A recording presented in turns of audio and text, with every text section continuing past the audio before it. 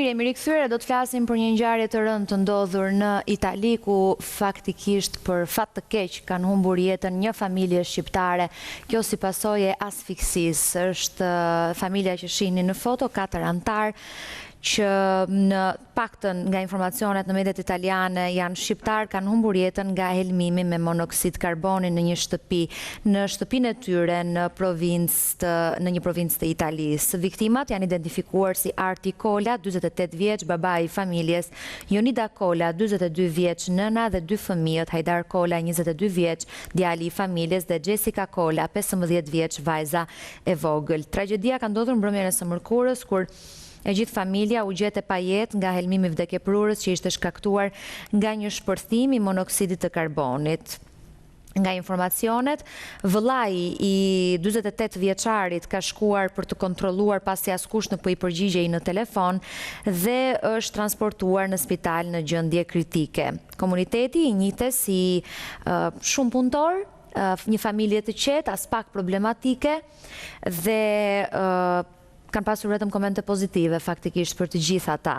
Teksa Arti Kola është zbuluar nga mediat italiane, ishte punëtor në një fabrik, ndërsa e shoqja, pra Jonida Kola, ishte shtëpiake. Djali i tyre, 22 vjeçari, punonte si elektricist në një kompani lokale, ndërsa Jessica studente.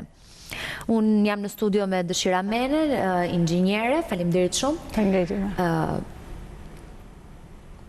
Pse ndodhin të tilla situata, si bëhet sigurimi i shtëpive në Itali dhe çfarë efekti ka monoksidi në këtë rast? Monoksidi i karbonit është vrasësi i heshtur, që themi, sepse është një gaz pa ngjyrë, pa erë, dhe është shumë i vështirë të identifikohet, si thuash, nga vetë individët. Vjen në mënyrë të ngadalt, veprimi i tij është i ngadalt dhe i pakuptueshëm, fillon me lodhje, me kputje, me marrje mendsh dhe dal ngadal deri në asfiksi dhe në humbje jetës, siç është rasti konkret. Pra, edhe nëse je zgjuar, e ke pak të vështirë ta identifikosh sepse e ngatron shenjat e tij me shenjat që sapo përmenda. Aq më tepër po të të gjej në gjumë, që ti je i pa ndërgjegjshëm dhe i pa fuqishëm për të reaguar. Prandaj është shumë kritik, është një rast që duhet trajtuar me jashtëzakonisht shumë kujdes, sepse është një rrezik që të vjen në mënyrë të pakuptuar. Çfarë ndodh në çdo impiant që ka të instaluar pajisje që punojnë me gaz? Zakonisht ne i kushtojmë shumë rëndësi pjesës së dioksidit karbonit, të CO2-shit dhe jo monoksidit karbonit. Në fakt, monoksidi i karbonit është vrasësi më i rrezikshëm dhe më i padukshëm.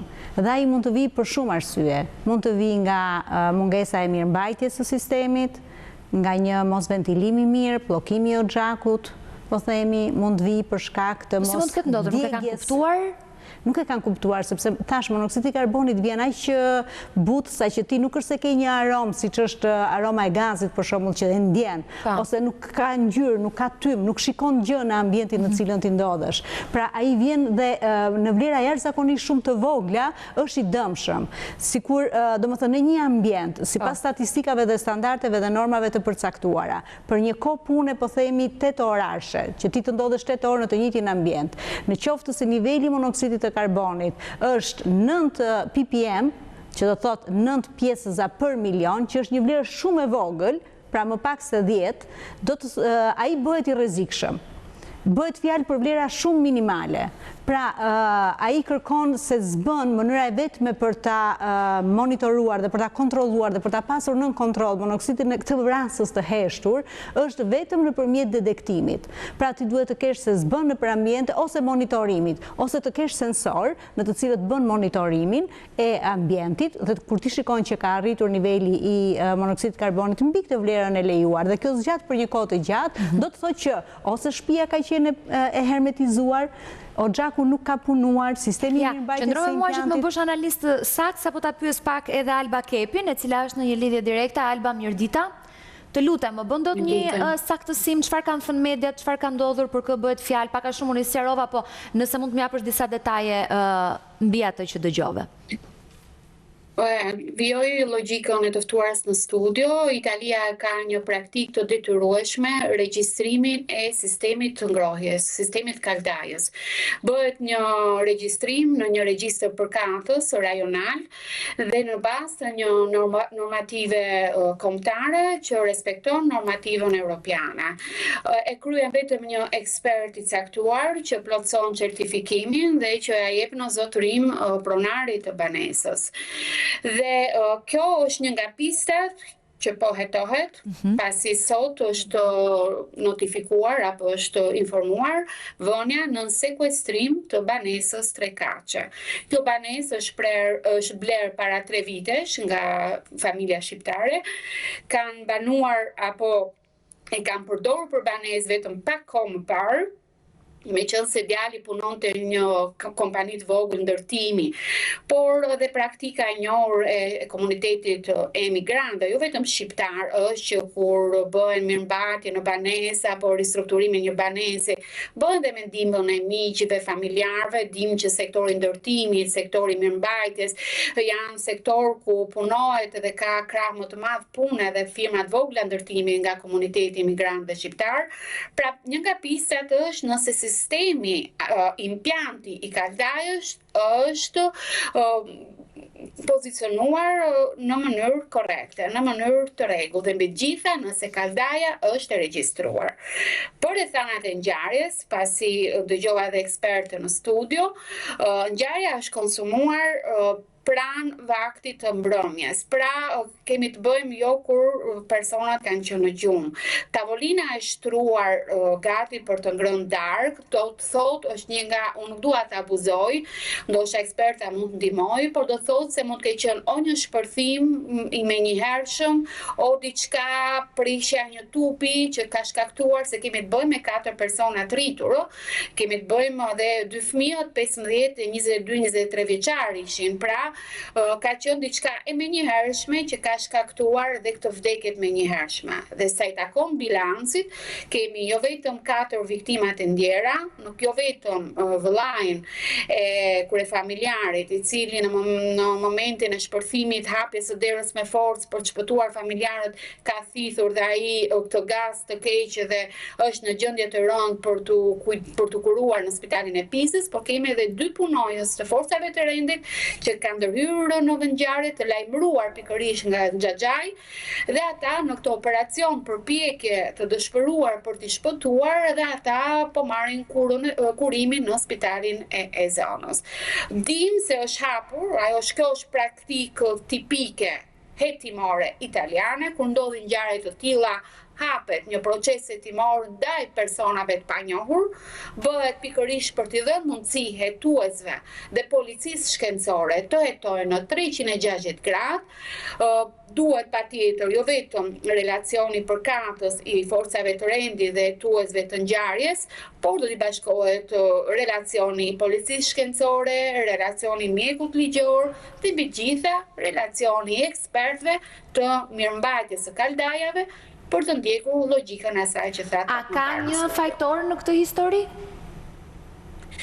Për momentin jo, nuk ka fajtor. Duhet kuptojmë nëse është kryer procedura e rregullt e regjistrimit të sistemit kaldajës, e montimit të rregullt të kaldajës, nëse kaldaja ka qenë në normativën e duhur, këtu në Itali këto rregulla janë mjaft strikte. Dhe jo vetëm kaq. Për shembull, Alba, flasim konkretisht, ti të shtëpia jote, çfarë kontrollesh bën? Çfarë sistemi siguri e ke?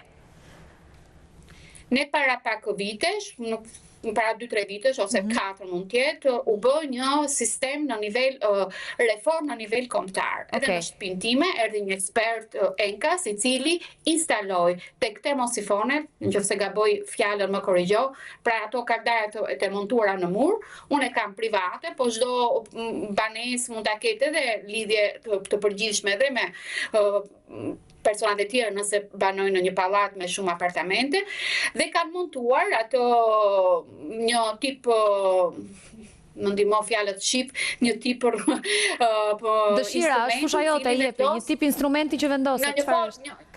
Që vendos dhe përcakton, jo ta ndihmoj ju. Furnizimit për çdo apartament, i cili bën. Ja, lëre ta sqaroj një herë po. Se jam shumë kurioze si e keni sistemin e sigurisë, po. Jo, kemi një buton I cili ka vënë temperaturën maksimale që unë duhet përdor për të ngrohur. Pasi nëse unë shkel edhe temperaturën maksimale që shteti italian më ka përcaktuar, unë shkoj kundër ligjit. Dhe kjo është bërë në bazë të normativës europiane që unë mos të abuzoj dhe në sistemin e ngrohjes që bëhet në politikën e përgjithshme në vende anëtare të BE-s për të mbrojtur edhe mjedisin. Ne këtu ndezim lavatriçën, televizorin, kondicionerin, tre kondicionera, sa të keni në shtëpi. Eficienca e energjisë më tepër. Pra ka të bëjë me konsumin sipas nevojave dhe standardit dhe ti nuk mundesh elektroshtëpiakeve që ke vënë në prizë. Me të drejtë dohet vendosur ky lloj kufizimi. Nuk është rasti I familjes në fjalë. Tu është monoksidi. Ne në Shqipëri kemi këtë si problematik? Ne kemi këtë e kemi të hapur. Për momentin në Shqipëri nuk kemi një rregullim me ligj të kontrollit dhe monitorimit për monoksidin e karbonit. Dhe ne kemi për dioksidin e karbonit, po flas për apartamente gjithmonë rezidenciale. Pra nuk kemi të përcaktuar me ligj që sistemi I mbrojtjes nga zjarri dhe emergjencat të jetë I përfshirë edhe monoksidi I karbonit. Kjo do të thotë që ne jemi të ekspozuar dhe për momentin ne kemi vetëm në nivel ndërgjegjësimi, pra kush kërkon të marrë masa shtesë në apartamentin e tij për të vendosur një sensor për monoksidin e karbonit e bën, por nuk është se është I detyruar për të marrë certifikimin e këtij apartamenti. Dhe në rastin konkret, po flas edhe për rastin konkret që po diskutojmë, të familjes. Një sistem alarmi monoksidit të karbonit shpëton jetë.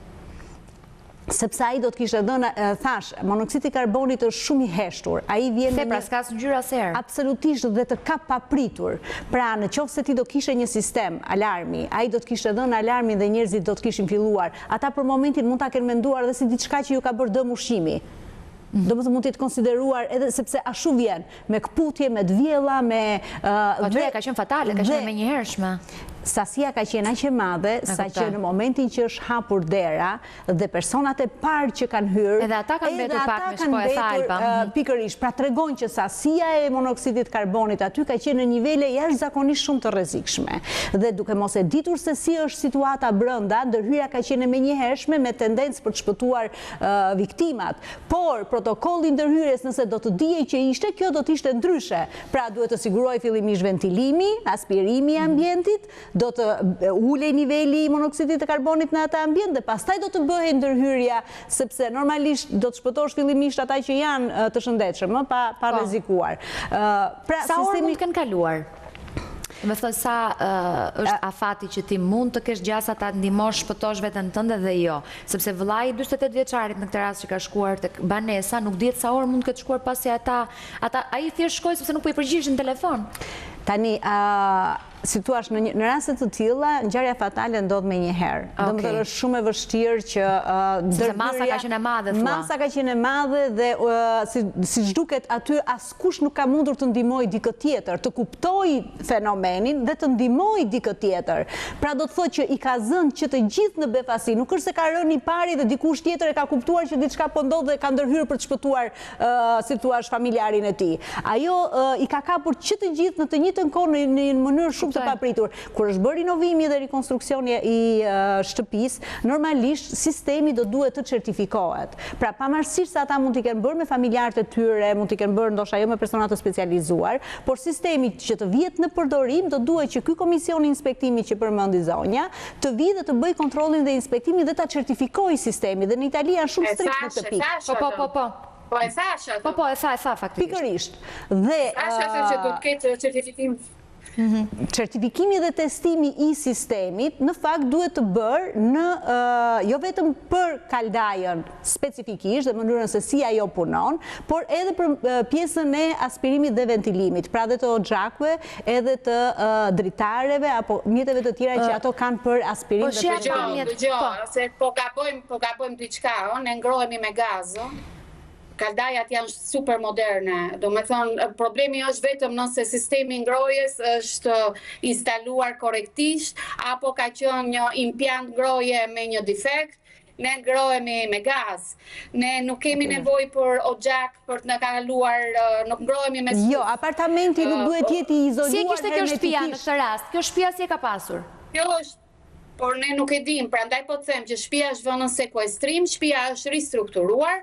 Ajo që thashë qysh në herët në hyrje, gjithçka këtë e kanë marrë në dorë autoritetet italiane. Këto janë supozimet që bën zonja, por ne sistemet e impjantit ngrohjes i kemi të stabilizuar me normativ kombëtare dhe normativ europiane. Ne nuk ka asnjë lloj abuzimi. Duhet kuptuar vetëm nëse familja shqiptare që kishte vetëm pak kohë që banonte në këtë ndërtesë strukturë që e kishin restauruar së fundmi, e kanë ditur, kanë pasur informacionin e duhur për të ndjekur procedurat e duhura. Prandaj, sa i takon sistemit të ventilimit, të aerosit e tjerë, këto janë padyshim. Çdo ristrukturim në banesë bëhet me një certifikim, me një kosto, pasi nuk paguan dot as taksa dhe nuk të njeh njeri ato që. Kjo janë gjërat më se normale, por në rastin specifik nuk duhet të abuzojmë, të themi të vërtetën. Ne po dyshohet sa i takon, nëse ka qenë një impjant ngrohës me një defekt qysh në shitje, në blerje, ose nuk është kush e ka kryer punimet, kompania, ose është kryer në mënyrë artizanale, nuk ka respektuar normativën e duhur, ose kemi diçka dhe një defekt human mund tjetë. Fakti se ata kanë qenë duke pritur për të konsumuar vaktin e mbrëmjes, do të thotë se ka qenë ndoshta diçka me një hershme, sepse e përsërita dhe në hyrje. Janë 4 persona mjaft të rritur në moshë. Nëse njëri tjetri do ta kuptonin se diçka nuk po ndodhte. Prandaj mundohet, dyshohet se mund kemi edhe një shpërthim të kaldajës të menjëhershme të tubit që ka shkaktuar këtë ngjarje kaq tragjike. Por dhe kjo që unë them, mund shkoj në drejtimin e një abuzimi që unë nuk e di se çfarë ndodh. Prandaj rendita të gjitha relacionet e asaj çfarë ne presim për të kuptuar. Hapja një procesi hetimor për ne është një garanci që do të thotë se mbi këtë familje shqiptare mund të kemi një shumë shpejt një zbardhje të së vërtetës, dhe nëse ka persona apo një kompani e caktuar që nuk ka kryer si duhet montimin asaj kaldaje, do të jenë përgjegjës për një ngjarje të tillë. Pasi nëse është një firmë e cila ka certifikuar, ka vënë firmën se kjo kaldaj ka respektuar normativën kombëtare dhe ky certifikim rezulton se nuk është kryer në mënyrë kaq të ndershme, edhe tu ka një përgjegjësi. Por përgjegjësia më tragjike do jetë nëse do të jetë një montim apo një sistem ngrohje që është bërë në mënyrë artizanale, ku për të kursyer e për të bërë gjithçka, pra siç thash, qysh në hyrje uroj që zonja në studio të ketë qenë e vëmendshme. Ne kemi një regjistër të regjistrimit të numrit të kaldajave që kemi në shtëpi. Kemi një certifikim të kaldajave që kemi në shtëpi, të sistemit që kemi në shtëpi, dhe janë mjaft moderne. Pasi her pas here, shteti italian në këtë rast ka diçka që shkon që e kuptova dhe ligjin dhe mënyrën që ata e kanë. Dhe hetimi ndoshta do ndihmojë nëse kanë bërë ndonjë shkelje ose ka qenë diçka që shkonte në shtëpi në rastin e tyre. Nga momenti i montimit deri në momentin e shfrytëzimit është pikërisht kjo pjesa e certifikimit që unë përmenda dhe që zonja thotë po bëhet natyrisht në Itali dhe kjo gjë është shumë evidente. Jam plotësisht dakord që bëhet, por në rastin konkret ngjarja ka ndodhur, do të thotë që diçka këtu ka kaluar, nuk ka shkuar mirë. Gjë që do zbardhë jetimi. Gjë që do zbardhë jetimi. Nga disa statistika, domethënë që unë kam gjetur për ndikimet që ka pasur në jetën e njerëzve. Shiko, po të shohësh frekuencën e emergjencave të lidhura me gazi në Itali. Në Itali, sipas Annuario Statistico, statistikave vjetore. Në vitin 2023 janë kryer 30.819 ndërhyrje për rrjedhje gazi. Pra, mira situata ku natyrisht situata është neutralizuar. Gjithashtu ndërkohë nga këto statistika, po në Itali, në vitin 2023 raportohen për gaz të kanalizuar 136 incidente, ku 7 kanë qenë mortale. Pra me 277 të lënduar dhe 7 viktima. Dhe natyrisht që këto incidente theksohen shumë gjatë muajve të ftohtë të dimrit, duke qenë që nevoja për ngrohje dhe për përdorimin e gazit është më e madhe. Pra, këtu po flasim për rastin kritik, nuk po flasim për një rast normal dhe standard si që procedohet si pas rregulloreve dhe ligjeve. Dhe në fakt, parandalimi ose si thua kritikat marrin gjithmonë në konsiderat pikën e këputjes së sistemit. Pra, atë moment kur është neglizhuar ose është toleruar ose diçka nuk ka shkuar. Dhe kjo ka ndodhur dhe në rastin konkret. Nuk e diskutoj fare që protokolli i përdorimit të gazit në Itali është i rregulluar sepse është një sistem që përdoret prej vitesh tashmë dhe Italia për standardet që ka, si thua, është një ndër vendet europiane që vendos standarde. Po ta lidh këtë gjë me Shqipërinë, ne jemi shumë mangut dhe ne do duhet të marrim shembull në këtë drejtim nga Italia, por rasti është që ka ndodhur kjo ngjarje pikërisht në një vend ku këto masa janë të marra shumë. Pjesa e ventilimit dhe aspirimit që përmenda nuk ka të bëjë thjesht me kaldajën edhe me gazin, ka të bëjë me gjithë ambientin në të cilin ti jeton. Pra, një ambient i mbyllur hermetikisht, ku dritare, dyert, sepse njerëzit për shkak të kursimit të energjisë priren të krijojnë një apartament si guackë të mbyllur. Totalisht, që të mos u i ftohtit, mos ketë shkërbime termike, pra të krijosh një ambient komfort. Mirë, po kjo ka riskun e vetë. Kjo do një programim inxhinierik të materialeve të përdorura, të mënyrës së instalimit të pajisjeve dhe që ti të krijosh një ambient komfort. Nuk është e thënë që ti ta izolosh apartamentin totalisht, por ti të duhet të kesh temperaturën e nevojshme, lagështinë e nevojshme në një ambient dhe cilësinë e ajrit të duhur. Dhe të gjithë këto kombinojnë sistemet që ti implementon në apartament. Pra, janë disa, si thuash, ndërhyrje që do duhet se zbën të bëhen me specialistë dhe me një grup pune të specializuar. Patjetër, Alba tha që do ketë time që do ta zbardhin faktikisht të çfarë ndodh. Këto specialistët duhen që në momentin që bëhet sipas rregullave të vendosura nga shteti vendosja në banesë para 3 vitesh për ndërhyrje në apartament, pra ti merr leje për kryen e punimeve, siç është edhe tek ne. Pra ti merr leje për bërë punime të brendshme, ti ke gjithë kohën inspektoriatin që të kontrollon dhe monitoron qoftë për cilësinë e punimeve. Aman, dëshira se ne më shumë marim leje që mos bezdiset komshiu nga zhurmat sësa për cilësin e tullës që vendosim. Pikërisht, po ky është diskutim më vete. Referohem dhe rastit në Itali. Ja, për Albën qeshi se nervoze ishte sot. Po, Alba, më thuaj para se ta mbyllim. Jo, nuk jam nervoze, po do më thënë të respektojmë dhe atë që është realiteti. Unë them se kemi të bëjmë me një qytet të vogël që quhet Porcario në provincën e Pisës dhe zakonisht janë ato banesat vjetra të cilat restaurohen, ndoshta nuk ka pasur një sistem ngrohje të instalimit